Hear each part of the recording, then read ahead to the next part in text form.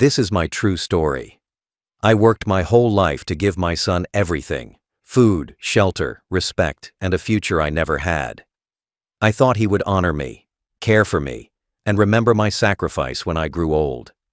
But I was wrong. One day, in front of the whole family, he threw mud on my face and laughed. In that moment, my dignity was destroyed, but my silence turned into strength. What I did next left him ruined forever. Before I tell you, tell me where you're watching from and what time it is right now. And please subscribe. All my life, I lived for my son. From the moment he was born, I told myself my life was no longer mine. My hands, my back, my strength, my time, all of it belonged to him. I worked in factories, I worked in fields, I worked in every place that would give me a wage. My body grew tired, my bones grew weak, but I never slowed down. Every coin I earned, I saved. Every hour I worked with him in mind. I wanted him to grow up safe, to grow up educated, to grow up standing tall where I had once stood bent. I paid for his schooling, even when I had to skip meals to do it. I remember nights when I went to bed hungry so he could carry lunch to school. I remember selling my watch, the only gift my wife ever gave me, just to buy his books. I told myself it was worth it, that my hunger did not matter, that my comfort did not matter. His future was the only thing that mattered. When he wore clean clothes, I wore patched ones. When he ate, I stayed silent if my stomach ached. That was the life of a father. That was the sacrifice I chose, and I made it without regret. When he grew older, I helped him buy a house. I took the money I had hidden away for decades, the savings I had built in silence, and I handed it to him. I wanted him to start life with a foundation I never had. I told myself that money would keep him safe, that walls and a roof would protect him, that he would never feel the same fear of poverty I once felt. It made me proud to see him walk into that house, proud to know my labor had built more than bricks. It had built security for my son. I even opened savings accounts in his name. Quietly, patiently, I placed money aside over the years. I did not buy luxuries for myself, did not spend on things I desired. I chose to live simple so he could live better. When I saw the balance grow, I smiled. I thought, this is my gift. This will be his shield. I imagined him one day looking at those accounts and remembering that his father had thought of him in every breath, in every step, in every sacrifice. For decades, my life was not about me. It was about him. When my friends went out to enjoy themselves, I stayed home to save money. When neighbors bought new things, I shook my head and told myself my son's future was more important. My reward would not be clothes or riches. My reward would be the respect of my son. My reward would be his gratitude. My reward would be his care when my hands could no longer work, when my body could no longer carry weight. I told myself love would return to me when I was old. I gave him everything a man could give: a roof, an education, stability, a name, and even a savings account to hold him steady when life grew hard. All those years of sweat and hunger, all those years of carrying more than I could bear, I carried with joy because I thought it would end in honor. I believed when I sat in my old age, he would sit beside me. I believed when my body grew weak, he would carry me the way I carried him. I believed that after giving him everything, he would give me the only thing I ever wanted: respect. But respect never came. I look back now, and I see how blind I was. I believed sacrifice builds gratitude. I believed love builds love. But as the years passed, my son forgot the hunger I endured, the nights I worked, the pain I carried. To him, the savings, the house, the stability were not gifts. They were his right. He thought he deserved them. He thought they had always belonged to him. And slowly, I began to see the change. Slowly, I began to realize my sacrifice was not honored. It was forgotten. Still, I stayed silent. I told myself time would remind him. I told myself one day he would see.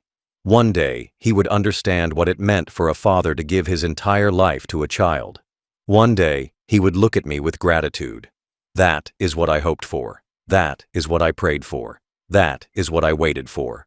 But that day never came. As the years passed, I began to notice a change in my son. At first it was small, so small I tried to ignore it. I told myself he was busy, stressed, tired from life's burdens. But the truth was different. The boy I raised, the boy I gave my life to, was fading into someone else. And the man who took his place did not look at me with love. He looked at me with irritation. He looked at me with coldness. He looked at me as if I was no longer his father, but something in the way. It began with words, light jokes at first. He laughed at how slow I walked, laughed at how my memory slipped sometimes, laughed at how I needed help with small tasks. I forced a smile and pretended it did not hurt, but inside, each word was like a knife. A son's laughter should bring joy, but his laughter brought shame. He was not laughing with me, he was laughing at me. And each time he did, my heart sank deeper. Then the jokes became sharper. He began mocking me in front of others, in front of his friends, in front of neighbors, even in front of family. He would point out my weakness, my age, my frailty. I would sit quietly, lowering my eyes, while others shifted uncomfortably. No one dared to stop him. No one dared to defend me. And my son, he enjoyed it. He enjoyed seeing me sit in silence while he turned me into a joke. Gratitude vanished from him completely. He never once mentioned the years I worked for him, the money I saved, the food I gave up. He never spoke of the house I helped him buy, or the accounts I built for his future. He lived as if those things were his by right. He acted as if I had done nothing. The sacrifices that had shaped my life meant nothing to him. To him, I was just an old man, a mouth that still ate, a body that still occupied space. His words grew crueler with time. He began to say I was a burden. He began to say I should be thankful he let me live in his house. He began to tell me, in ways sharp and clear, that I was no longer needed. I swallowed those words with tears that I never let him see. I told myself, stay quiet, stay patient. One day, he will remember. But deep down, I knew remembering was gone from him. His heart had hardened, and the boy who once ran to me with open arms had turned into a man who wished I would disappear. I endured quietly. I sat at the edge of the room during family gatherings, ignored, invisible. I listened to his laughter as he boasted about his life, about his success, about his wealth. But never once did he mention the man who built the ground he stood on. Never once did he look at me and say, "This is my father, the man who gave me everything." To him, I was already buried in the shadows. My love for him did not vanish, but it broke me. I would sit alone at night, staring at the walls, asking myself where I went wrong. Did I love him too much? Did I shield him too well from hardship? Did I give him so much that he forgot how to value it? I thought love would return to me in my old age, but instead, I was met with cruelty. The shift was complete. My son was no longer the child I once held in my arms. He was a man who mocked me, dismissed me, and treated me as less than nothing. I endured in silence, but with every cruel word, every sharp laugh, every public insult, something inside me began to change. I was no longer just sad. I was beginning to grow strong in a different way. My silence was no longer weakness. It was waiting. And soon, the humiliation he gave me would turn into the reason I answered him in a way he would never forget. The day of the family picnic is carved into my memory like a scar that will never fade. It was meant to be a day of joy, a day of food, laughter, and togetherness. Relatives gathered under the trees, children ran across the grass, and the smell of roasted meat filled the air. I sat quietly on a wooden bench, watching the family I had built, the family I had given everything for. My heart should have been full. But instead, that day became the darkest of my life. At first, everything seemed normal. The younger ones played, the women prepared food, the men carried chairs and set up blankets. I sat in the shade, too weak to move fast, but happy just to watch. I thought maybe, for one day, I would feel like a father again, like a man respected by his blood. I hoped my son would remember who I was, remember that without me, none of this family gathering would even exist. But respect never came. As the afternoon passed, my son grew louder with his friends and cousins. He boasted about his money, his success, his possessions. He spoke as if he alone had built his life, as if I had never given him a single coin. He laughed, he bragged, and people listened. Some nodded, some smiled, but many looked at me with pity. They knew the truth, but my son had no shame. Then, in the middle of that picnic, when everyone's eyes were near, when children and adults alike were gathered close, he did something I will never forget. He looked at me, sitting quietly on the bench, and sneered. He bent down, scooped mud from the ground with his hands, and before I could even understand what was happening, he hurled it straight at my face. The mud struck me with a heavy slap. It dripped down my cheeks, smeared across my eyes, filled my mouth with dirt. The crowd gasped, but then came his voice, sharp, cruel, cutting through the air. "That's where you belong, in the dirt." Some relatives tried to laugh nervously, unsure if it was a joke. Some looked away, ashamed. The children froze in silence, staring at me with wide eyes. And my son? He laughed. He threw his head back and laughed as if he had just told the funniest joke in the world. His wife laughed too, covering her mouth but enjoying every moment. In that instant, my dignity shattered. I sat there with mud dripping from my face, and I felt smaller than I had ever felt in my life, smaller than the soil I had once worked with pride, smaller than the man I thought I was. My own son, in front of family, in front of children, had thrown me into the dirt. I did not shout. I did not fight. I lowered my eyes and stayed silent. My hands, the same hands that had worked the soil to feed him, wiped the mud from my face. My heart was breaking, but I would not let them see my tears. I sat in silence while laughter echoed around me, while whispers spread through the crowd, while my son stood tall as if he had proven something. But what he had proven was not his strength. He had proven his cruelty. He had proven his heart was empty of respect. He had proven that the father who gave him everything was nothing to him but a man to humiliate. That picnic should have been a day of family. Instead, it became the day my silence turned into fire. Because as I sat there, wiping mud from my face, I knew this truth. If my son could do this to me in front of everyone, then he would never stop. He would humiliate me until my last breath. Unless I acted, unless I showed him that even in my old age, I still carried power he had forgotten. That mud did not just soil my face, it buried the last of my patience. And from that moment on, my silence was no longer weakness. It was the beginning of my revenge. After the picnic, I walked home with mud still clinging to my skin. I had wiped most of it away, but the stain was still there, not just on my face, but inside my heart. The whispers of relatives echoed in my ears, the nervous laughter of children, the cruel voice of my son saying, "That's where you belong, in the dirt." Those words followed me with every step I took. I lowered my head as I walked because I could not bear to meet the eyes of anyone who had seen my humiliation. When I reached my room that night, I sat alone on the edge of my bed. I did not eat. I did not sleep. I simply stared at my hands. These hands had once been strong. These hands had lifted wood, plowed fields, built homes, carried my son when he was too small to walk. These same hands had provided food, paid for education, created savings, and kept the family alive through storms and hunger. And yet those same hands had been mocked. The dirt I once worked with pride had now been smeared on my face as shame. Tears welled in my eyes, but I did not let them fall.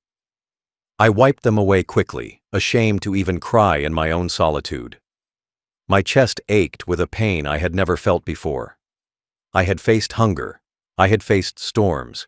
I had faced poverty. But none of it had broken me like this. To be humiliated by the very child I gave my life to, that was a wound deeper than any blade. I thought of the times when he was small, when he would hold my hand and look at me with trust. I thought of the nights when I stayed awake while he slept peacefully, making plans for his future, dreaming of the man he would become. I thought of the sacrifices, the meals I skipped, the money I saved, the comforts I denied myself, all so he could stand tall. And now that same sun had thrown mud on my face in front of the family, turning my life's work into mockery. My heart whispered, why? Why had love turned into cruelty? Why had sacrifice turned into humiliation? Why had respect turned into laughter? I had no answer, only silence. And that silence was heavier than the mud that had struck my face. I stayed quiet in the days that followed. I moved through the house with lowered eyes, saying little, eating little, existing like a shadow. My son walked proudly, as if nothing had happened. His wife laughed beside him. The relatives who had seen the picnic spoke less to me now, as though my shame was contagious. And me? I carried the pain in silence. But silence is not emptiness. Silence is not weakness. Silence is a seed. And in that silence, something began to grow. The pain I carried became fire. The tears I held back became strength. The humiliation that bent me low began to lift me in a new way. Because as I sat alone, wiping away invisible mud each night, I remembered one truth. I was not powerless. My son had forgotten the hands that gave him everything, but I had not. My hands still held keys he did not know. The mud on my face would wash away with water, but the stain on my heart would remain forever. And if he thought that stain would break me, he was wrong. That stain would become the reason I rose. That stain would become the reason I acted. That stain would become the reason my silence turned into justice. My son believed that by throwing mud on my face, by laughing at me in front of the family, he had proven I was powerless. He thought I was finished, a weak old man with nothing left. He forgot the truth. The truth was that much of what he called his own, much of what he bragged about, much of what he lived on, still carried my name. His savings, his business accounts, the deposits he believed were secured. They were not truly his. They were tied to me, the man he humiliated. He forgot that I had built his foundation, and I had never truly let go of the keys. When he was young, I opened accounts in his name, but I kept authority. I wanted to protect him, to make sure no mistake could destroy his future. When he grew older, I supported his business, but I tied the papers to myself so he would always have stability if he failed. When he bought his house, I placed part of the money from my own accounts, securing his future with my own sacrifice. To him, these things became invisible. He thought they were his alone. He thought he had earned them by himself. He thought he no longer needed me. But I knew better. I knew every account number, every signature, every legal detail. I knew the quiet power that still rested in my hands. He had forgotten, but I remembered. And that memory became my weapon. I sat alone after the picnic, replaying the moment again and again. His hand scooping mud, his voice shouting in front of the family, his laughter cutting through my dignity. Each time I remembered, the pain grew heavier. But with that pain came clarity. He thought the mud made me powerless, but in truth, the mud reminded me of my hidden strength, because I still held the power to erase everything he valued. He had worshipped money his entire life. He had measured his worth in coins, in accounts, in possessions. He had forgotten love. He had forgotten respect. He had forgotten me. But if money was his pride, then money would also be his downfall. And I was the one who could make that happen. I stayed silent, letting him believe I was broken. I let him laugh, let him boast, let him walk through the house as if he was king. But inside, I was no longer the silent, humiliated man. I was the man holding the keys to his kingdom. I was the man who could turn his empire into dust with a stroke of a pen. He had thrown mud on my face, but I was about to bury his future in silence. That was the hidden power I carried. Not strength of body, not strength of voice, but strength of truth. The truth that his fortune was never fully his. The truth that even in old age, I still had control. The truth that I could ruin him without ever raising my hand. And once I remembered that truth, I knew my silence was over.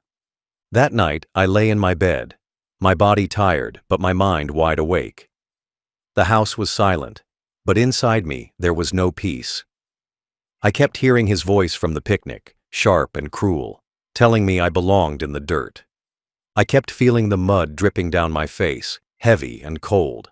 I kept remembering the laughter, not just from him, but from the people around. Laughter that cut me deeper than any blade. I turned those moments over and over in my head until my chest burned. And then, in the middle of that darkness, I made my choice. For years I had stayed silent. For years I had endured his cruelty. For years I told myself love was stronger than pain, that one day he would remember. One day he would return to me with gratitude.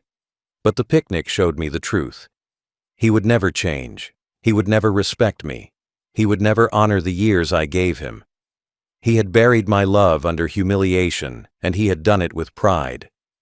And so, my love for him had to die too. I whispered to myself, no more. No more waiting. No more silence.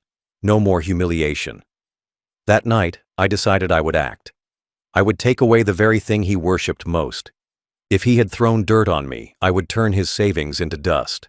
If he had stripped me of dignity, I would strip him of fortune. If he had laughed at my shame, I would make him cry at his ruin. The more I thought about it, the clearer my mind became. My son had forgotten that his wealth was not secured by his strength, but by mine. The accounts, the business ties, the deposits, all of them had my name, my signature, my silent hand behind them. He thought they were untouchable, but they were not. They were within my reach, and I was the only one who could move them. It was not anger that drove me now. It was not rage. It was something stronger, something colder. It was resolve. I knew exactly what I had to do. I would go to the bank. I would go to the lawyer. I would gather every account, every asset, every hidden corner of his wealth, and I would take it away. I would not shout. I would not fight. I would not let him know until it was too late. My revenge would not be loud. It would be silent, permanent, final. For a long time, I sat on the edge of my bed, feeling the weight of my decision. A father's heart does not stop loving easily. Even after all his cruelty, a small part of me still remembered the boy he once was. But I pushed that memory away. The boy was gone. The man standing in his place was cruel, arrogant, heartless, and he needed to be taught a lesson he would never forget. That night, I finally closed my eyes with a strange calm. The pain was still there, the shame was still there, but underneath it was something new. Strength. I had been humiliated, but I would not die humiliated. I had been laughed at, but I would not die laughed at. I would rise, and I would take back what was mine to take. The decision was made. The next morning, I woke with a fire in my chest. My body was old, my bones weak, but my spirit was strong.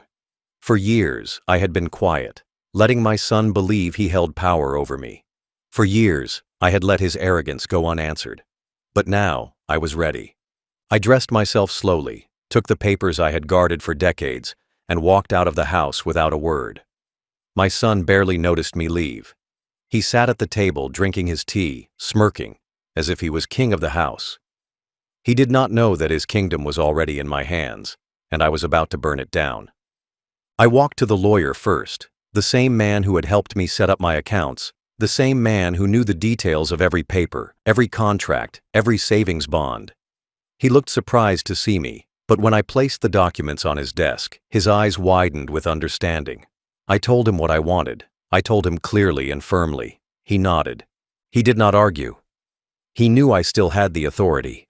He knew I was the true owner of the accounts, the deposits, the savings my son bragged about. My hands shook as I signed the papers, but not from weakness. They shook from power. With every stroke of the pen, I pulled away another piece of his fortune. After the lawyer, I went to the bank. The clerks looked at me with respect, not pity. To them, I was not a weak old man. To them, I was the account holder, the name on the records, the authority behind the wealth. I gave my instructions. They followed without question. I closed accounts, transferred balances, shifted funds into new holdings that only I could touch. My son's savings, the money he thought was his safety, vanished in silence. He did not know it yet, but his future was slipping through my fingers. It took hours. I was tired, my legs heavy, but I did not stop. I moved from one office to the next, signing, confirming, securing. Each signature was a strike. Each confirmation was revenge. Each completed transfer was dignity returned to me. By the end of the day, everything was finished. His lifetime savings, the wealth he thought untouchable, was no longer his. It was mine, locked away in accounts he could never reach. I walked out of the bank with nothing but my old jacket on my back, but inside, I carried victory. The same son who threw mud on my face had just been buried under the weight of his own arrogance. He did not know it yet, but soon he would. Soon he would wake up and find every account empty, every card declined, every safety net gone. And when that day came, he would remember. He would remember the father he mocked. He would remember the man he humiliated. He would remember the mud. When I returned home, I said nothing. I sat quietly in my chair, listening to him laugh with his wife, watching him act as if he was untouchable. But inside, I knew the truth. His pride was already dead. He just hadn't seen the body yet. That night, I lay in bed with peace I had not felt in years. I thought of the mud, the laughter, the shame. But instead of pain, I felt calm. Because I had answered. Not with fists, not with shouting, not with anger. I had answered with silence, with patience, with a pen. My execution was complete. His wealth was gone. His future was gone. His arrogance was about to collapse. And I knew when the fallout came, I would not be there to comfort him. I would be gone. I would vanish forever, leaving him with nothing but the echo of his own cruelty. The fallout came faster than I expected. Only a few days after I moved the money, I heard his voice rise through the walls of the house. He was on the phone, shouting, pacing, slamming his hand against the table. At first I sat still in my chair, listening without a word. His anger was loud, but behind it I could hear something else. Panic. He was calling the bank. He was calling about his accounts. He was calling because the money he thought was secure was no longer there. I could hear his wife too. Her voice was sharp, pressing him with questions he could not answer. She wanted to know why the card wasn't working, why the bills couldn't be paid, why the balance had dropped to nothing. He shouted at her, shouted at the phone, shouted at the world, but shouting could not change the truth. His lifetime of savings was gone. The next morning, he stormed out of the house. I watched from the window as he rushed to the bank. He came back hours later, his face pale, his eyes wide with fear. He did not speak to me. He walked past me like I was invisible, but I saw the truth written all over him. He had learned that the accounts were empty. He had learned that his fortune was gone. He had learned that the father he mocked still held the power to destroy everything. Day after day, I watched him unravel. His laughter disappeared. His arrogance melted into silence. His wife grew angrier, louder, more bitter with every passing hour. She blamed him, called him careless, called him a failure. Their arguments filled the house each night. I lay in my bed listening, remembering the night of the picnic, remembering the mud, remembering the laughter that once came at my expense. Now it was his turn to taste humiliation. The bills began piling up. He could not pay them. The loans he thought were covered now crushed him with interest. The lifestyle he had boasted about collapsed piece by piece. Friends who once stood at his side stopped visiting. Neighbors who once nodded in respect now whispered behind his back. The same relatives who had watched him throw mud on my face now shook their heads in disgust at his downfall. His pride, his empire, his so-called security, all of it had been built on the foundation I gave him. And I had taken it back. I watched him walk through the house, restless, broken, desperate. The man who once sneered at me now lowered his eyes, too ashamed to meet mine. He never asked me what happened. Maybe he already knew. Maybe deep inside, he understood that his cruelty had brought this upon him. That the same father he humiliated in front of everyone had been the one holding his future all along. The fallout was complete. His fortune was gone. His pride was gone. His reputation was gone. And though my heart felt heavy, it also felt strong. I did not rejoice in his suffering. I did not celebrate his ruin. I simply accepted it as balance, as justice. He had thrown mud on my face before the family. I had emptied his savings before the world. As I sat quietly in my chair, I realized something clear. Humiliation is a fire that burns deep. But when endured long enough, that fire can turn into power. And I had used that power not with anger, but with silence. The fallout he faced was not my revenge alone. It was the echo of his own cruelty coming back to him. Once the fallout was clear, once I saw my son walking like a broken man in the very house I had built for him, I knew my time there was finished. I had stayed long enough. I had carried my humiliation long enough. I had given him his lesson, and now it was time for me to leave forever. I did not want to sit and watch his ruin every day. I did not want to hear his arguments with his wife, his cries over lost money, his begging calls to banks and friends. My justice was complete. The only thing left for me now was peace. So one evening, while the house was quiet, I packed a small suitcase. Not heavy, not full, just enough for an old man to live on. A few clothes, some papers, and one photograph of my wife, the woman who once told me our son would honor us. I looked at her picture for a long time before I placed it carefully inside. I whispered to her, "It's done." Because I knew she would have wanted me to protect my dignity, even if it meant destroying the son we had raised together. I walked through the rooms slowly, touching the walls one last time. These walls had once been filled with laughter, filled with family, filled with hope. But now they were poisoned with shame. They no longer felt like home. They felt like a prison. I stepped outside, into the night air, and I did not look back. My son did not see me leave. He did not hear the door close. He would wake in the morning and find me gone, just as his fortune had gone. At the station, I bought a ticket with the money I had secured in my name. One way, no return. I sat on the bench with my suitcase at my side, watching strangers move around me. Nobody knew who I was. Nobody knew what I had done, and I liked it that way. For the first time in years, I felt free. Not just free from my son's cruelty, but free from the weight of silence. I had carried humiliation like a stone on my back. Now I carried only myself. When the train arrived, I stepped on board and felt my body shake with relief. I watched the land outside the window fade into darkness. Somewhere back there, my son was waking up to an empty house and an emptier life. Somewhere back there, the man who mocked me at a picnic was now mocked by fate itself. And me? I was gone. A ghost. A shadow. A man who vanished forever with the very fortune my son thought was untouchable. I arrived in a quiet town far away. I rented a small room, plain but clean. I bought warm food, sat at my own table, and ate without shame. Each bite felt like freedom. Each sip of water felt like dignity. I slept without fear, without humiliation, without the sound of cruel laughter haunting me. My son could search for me if he wished, but he would never find me. I left no address, no forwarding number, no trace of where I had gone. His money was mine. His future was erased. His father had disappeared forever.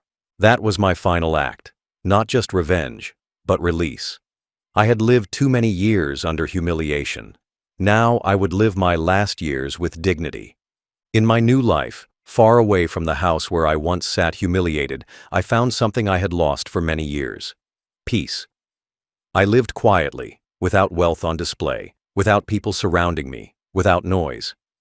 I had only what I needed: a small room, a table, food that was warm, and silence that was gentle. For the first time in so long, I could breathe without shame sitting on my chest. For the first time, I could close my eyes at night without the echo of my son's cruel laughter following me into my dreams. I was free. Every meal I ate in that quiet place was different from the ones I had in my son's house. There, I had been treated like a beggar, mocked as a burden, left to eat scraps or starve. Here, I lifted each spoon with dignity. Each bite reminded me that I was still a man, not an animal. Each piece of bread reminded me that I was not worthless. And every time I set food on my own table, I whispered to myself that I had taken back what he tried to steal from me: my honor. I thought often of that picnic. The image of mud hitting my face was carved into my soul. I thought of the way everyone looked at me, of how children froze in silence, of how adults looked away in shame. I thought of my son's smirk, his cruel voice telling me I belonged in the dirt, his wife's laughter as if I were a joke. That moment would never leave me. But now, when I remembered it, I no longer felt crushed. I felt strong, because the mud had not buried me. It had awakened me. I also thought of the accounts, the money, the savings I had emptied in silence. My son had worshipped those numbers, those balances, those cards. He had thought them untouchable. But when I moved them into my hands, when I erased every cent he thought was his, I knew I had struck him harder than he had ever struck me. The mud washed from my skin in minutes, but the emptiness in his accounts would stay with him forever. That was justice. That was balance. The neighbors would whisper about him now, not about me. The relatives would shake their heads at him, not at me. They would remember the day he mocked his father in front of the family, and they would see how quickly his empire collapsed after that. His name would not be carried with pride anymore. It would be carried with shame. The man who threw mud at his father was left with nothing but dirt in his hands. And me? I vanished. To him, I was gone forever. He could search, he could call, he could beg, but he would never find me. That was my last revenge. Not just taking his savings, not just leaving him empty, but becoming untouchable to him. He had made me feel invisible in front of others. Now I was truly invisible, and he would live the rest of his life wondering, regretting, remembering. I lived my last years quietly, but not bitterly. I did not smile at his ruin, but I also did not grieve for it.